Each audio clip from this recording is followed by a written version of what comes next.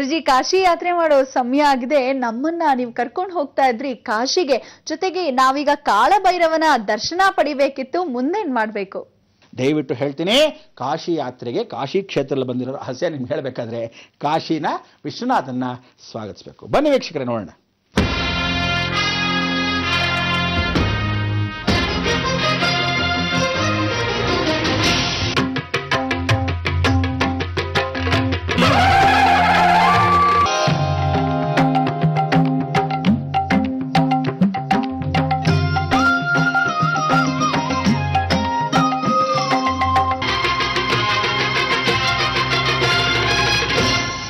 ಯಾವ ಮನುಷ್ಯ ಜೀವನದಲ್ಲಿ ಉದ್ಧಾರ ಆಗಿಲ್ಲ, ಕಾಶಿಗೆ ಹೋಗಿ ಬಂದ ತಕ್ಷಣ ಇಮಿಡಿಯೇಟ್ ಆಗಿ ಉದ್ಧಾರ ಆಗ್ತಾನೆ.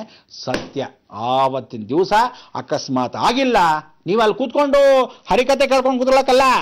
ಕಾಶಿ ಯಾತ್ರೆ ನಿಜವಾದ ವಿಶ್ವನಾಥ ದರ್ಶನ ಕಷ್ಟಪಟ್ಕೊಂಡು ಎತ್ತಿನ ಗಾಡಿಲೋ ಅಥವಾ ಯಾವ್ದಾದ್ರು ಮೋಟಾರ್ ಕಾರದಲ್ಲೋ, ಅಲ್ಲಿ ಸ್ಟೇಷನ್ ಇಳಿದ ತಕ್ಷಣ ಮೋಟಾರ್ ಕಾರ್ ಅಂತಿದೆ, ಅದೆಲ್ಲ ಇಳ್ಕೊಂಡು ಹೋಗೋದು, ನಮಸ್ಕಾರ ಮಾಡ್ಕೊಳ್ಳೋದು, ಅಲ್ಲಿಂದ ಅಲಹಾಬಾದ್ಗೆ ಹೋಗೋದು, ಗಂಗೆಯನ್ನು ನೋಡೋದು, ಯಮುನೆಯನ್ನು ನೋಡೋದು, ಸರಸ್ವತಿ ಗುಪ್ತಗಾಮಿನಿ ಒಳಗಡೆಯಿಂದ ಉದ್ಭವ ಆಗ್ತಾಳೆ ಅವಳು ನೋಡೋದು, ಆಂಜನೇಯ ಎಷ್ಟೊಂದಿನ ವಿಶೇಷವಾಗಿರ್ತಕ್ಕಂಥ ಕಾಶಿ ಕ್ಷೇತ್ರದಲ್ಲಿ ಇವತ್ತಿನ ದರ್ಶನವನ್ನ ನೀವು ಮಾಡಿದ್ರೆ ನಾಳೆ ದಿವಸ ಬಹಳ ವಿಶೇಷವಾಗಿರ್ತಕ್ಕಂಥ ಒಂದು ಸಂಗತಿಯನ್ನ ತಿಳಿಸ್ತೀನಿ. ಏನದು?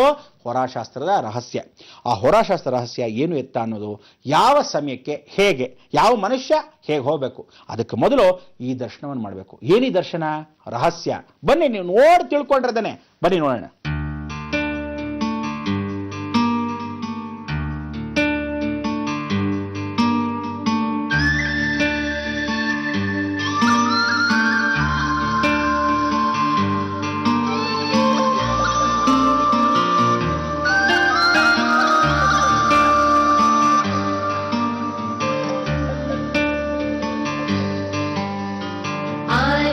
दुर्गाभिधाना हिमनगदुहिता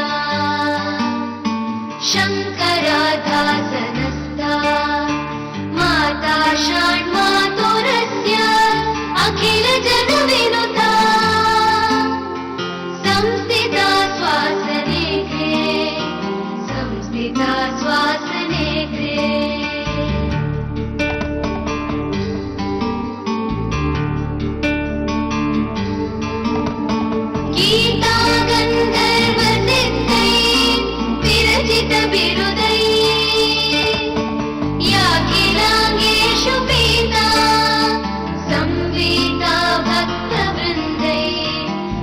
शुभचरिता देवतान पुनातु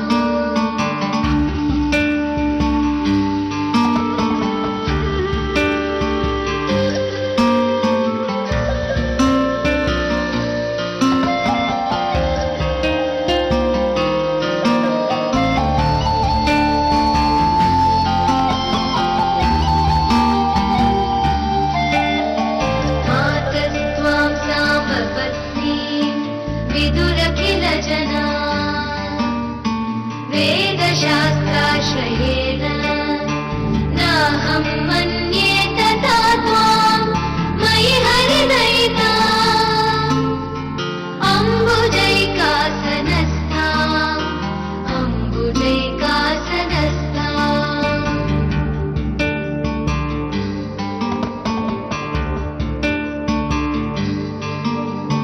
नित्यं पित्रा सदेशे निजतनुजनिता स्थाप्यते प्रेम भावा एतादृश्यानुभूत्यो नदीतटसविधे संस्थितां तर्कयामि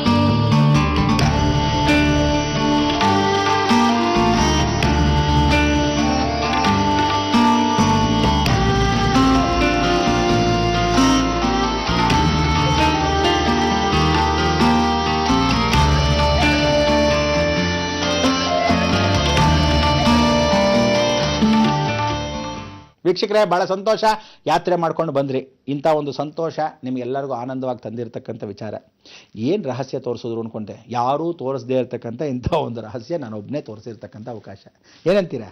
ಅದಕ್ಕೆ ಇಂಥ ಒಂದು ಅವಕಾಶದಲ್ಲಿ ಪ್ರತಿಯೊಬ್ಬ ಮನುಷ್ಯ ತಾನು ಗಾಳಿ ಬಂದಾಗ ದೂರ್ಕು ಅಂತೀವಿ.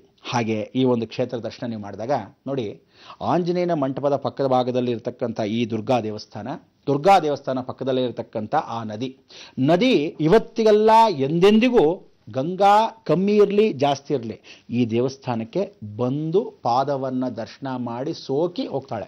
ಎಷ್ಟು ಮೇಲಿದೆ ನೋಡಿ ಆಂಜನೇಯ, ಕಾಣಿಸ್ತಾ? ಆ ಮೇಲಿರೋ ಮೆಟ್ಲಿಂದ ಈ ಭಾಗದಲ್ಲಿ ನೀರು ಕಮ್ಮಿ ಇದೆ ಅಂತ ಇಟ್ಕೊಳ್ಳೋಣ. ಏನು ಕಮ್ಮಿ ಇದ್ರೆ ಹೆಂಗೆ ಮಾಡ್ಬಿಡುತ್ತೆ, ನೀವಲ್ಲಿ ಕುಕ್ಕರ್ಸ್ಕೊಂಡು ನೋಡಬೇಕು, ಆಗ ಗೊತ್ತಾಗತ್ತೆ ನೀರು ನಿಜವಾಗ್ಲೂ ಬರುತ್ತಾ ಅಂತ. ಸಾಯಂಕಾಲ ಆದರೆ ಸಾಕು, ಕರೆಕ್ಟಾಗಿ ಆ ಮುಹೂರ್ತದಲ್ಲಿ ಆ ದಿನ ಬಂದು ಪಾದಸ್ಪರ್ಶಂ ಕ್ಷಮಸ್ವಮೆ ನಮಸ್ಕಾರ ಮಾಡಿ ದೇವಿನ ಗಂಗೆ ಹೊರಡ್ತಾಳೆ ಮುಂದಕ್ಕೆ. ಅಲೆಗಳು ಸುಮ್ಮನೆ ಆಗಿ ಬರುತ್ತೆ, ಅಲ್ಲಿ ಬಂದು ಒಂದು ಚೂರಾದರೂ ಸೋಕೆ ಹೋಗೋದು. ಆಂಜನೇಯ ಆ ದುರ್ಗ, ಇದೇ ವಿಶೇಷ. ಈ ದೇವಸ್ಥಾನಕ್ಕೆ ಯಾವ ಮನುಷ್ಯ ಹೋಗಿ ನಮಸ್ಕಾರ ಮಾಡ್ತಾನೋ ಏನು ಫಲ ನಾಳೆ ಹೇಳ್ಬೇಕು, ಆ ಫಲನೇ ಅಲ್ಲಿ ಬರೆದಿರೋದು ಈ ಹೋರಾಶಾಸ್ತ್ರದಲ್ಲಿ. ಆ ಸಮಯಕ್ಕೆ ನೀವು ಮನೆ ಬಿಟ್ಟರೆ ಹೆಂಗಿರುತ್ತೆ ಗೊತ್ತಾ ಜೀವನ. ನೀವು ಈ ನಾನು ಕೊಟ್ಟಿರೋ ಟೈಮಲ್ಲಿ ಯಾರು ಯಾವ ಮಾಧ್ಯಮದಲ್ಲೂ ಹೇಳದೇ ಇರೋದು ಜೀವಂತ ರಹಸ್ಯ ಇದು.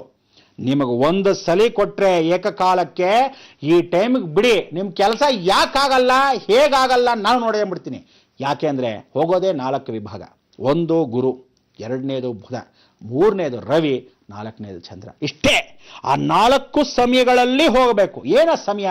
ಪ್ರತಿಯೊಬ್ಬರು ಪೆನ್ನು ಬೆನ್ನು ಎಲ್ಲ ಇಟ್ಕೊಂಬಿಡಿ. ಏನಕ್ಕೆ ಅಂದರೆ ಬರ್ಕೊಳ್ಳೋಕ್ಕೆ ರೆಡಿಯಾಗಿ ಇಟ್ಕೊಂಡ್ರೆ ಬರ್ಕೊಂಡು ಪೂಜೆ ಮಾಡೋದಲ್ಲ. ಟೈಮ್ ನೋಡ್ಕೊಳ್ಳಿ, ಒಂದು ಸ್ವಲ್ಪ ತಲೆಗೆ ಹೊಟ್ಟೋಗುತ್ತೆ. ಇಲ್ಲಿ ಬೆಳಗ್ಗೆಯಿಂದ ಮಧ್ಯಾಹ್ನ ಈ ಟೈಮಿಂಗ್, ಮಧ್ಯಾಹ್ನದಿಂದ ಸಾಯಂಕಾಲದವರೆಗೂ ಆ ಟೈಮಿಂಗ್. ಈ ಟೈಮ್ ನಾನು ಬಿಟ್ಟರೆ ಒಳ್ಳೆಯದು. ನೋಡಿ, ಆಕ್ಸಿಡೆಂಟ್ ಆಗಲ್ಲ, ಕ್ಷೇಮವಾಗಿರ್ತೀರ, ಲಾಭವಾಗಿ ಬರ್ತೀರ, ಹೋದ ಕೆಲಸ ಸಾಧನೆ. ಎಸ್, ಸರ್ವ ಸಾಧನೆ ಜೊತೆ ನಿಮ್ಮ ನಕ್ಷತ್ರದ ದಿನ ಜ್ಞಾಪಿಟ್ಕೊಂಡಿದ್ದೀರಾ? ಏನೋ ಸಂಪತ್ತಾರೆ, ವಿಪತ್ತಾರೆ, ಆಪತ್ತಾರೆ, ಇದೆಲ್ಲ ಮಿತ್ರತಾರೆ, ಅತಿ ಮಿತ್ರತಾರೆ, ವದತಾರೆ, ಪ್ರತ್ಯರಿತ್ಯ ತಾರೆ, ಇದೆಲ್ಲ ನೋಡ್ಕೊಂಡಿರಲ್ಲ.